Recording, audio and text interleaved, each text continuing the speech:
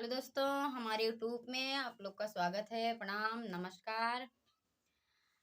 मैं आज आप सबके बीच एक पंडित जी का गारी गाने जा रही हूँ, क्योंकि शादी में पंडित जी को भी गारी मिलती है शादी करवाते समय। तो मैं भी गारी गीत गा रही हूँ।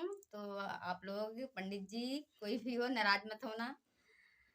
ये हमारे माता बहनों के लिए हम लोग गाते हैं।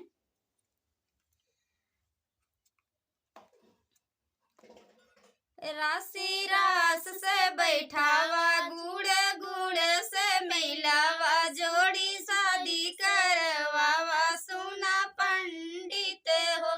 राशि रास से बैठावा, गुड़ गुड़ से मिलावा, जोड़ी जोड़ी से बैठावा, सुना पंडित हो।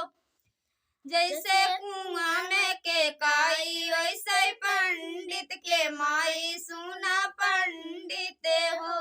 जैसे कुआं में के काई, वैसे पंडित के माई, सुना पंडित हो।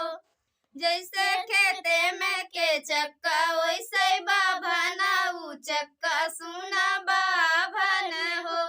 जैसे खेते में के चक्का, वैसे बाभना ऊ चक्का, सुना बाभन हो।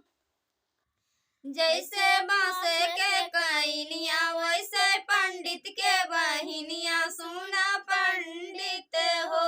जैसे बांस के कईनिया, वैसे पंडित के बहिनिया, सुना पंडित हो। जैसे बांस के कईनिया, वैसे समधी की बहिनिया, सुना समधी हो। जैसे पेड़े में के लाची, वैसे बाभना के चाची, सुना पंडित हो। जैसे पेड़े में के लाची, वैसे पंडित के चाची, सुना पंडित हो।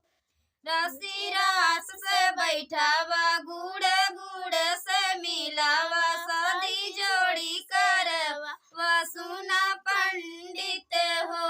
राशि रास से बैठावा, गुड़ गुड़ से मिलावा, जोड़ी शादी करवावा, सुना पंडित हो। कैसा लगा आप लोग कमेंट में जरूर बताएं। और पंडित जी नमस्कार, आप लोग बुरा मत मानिए।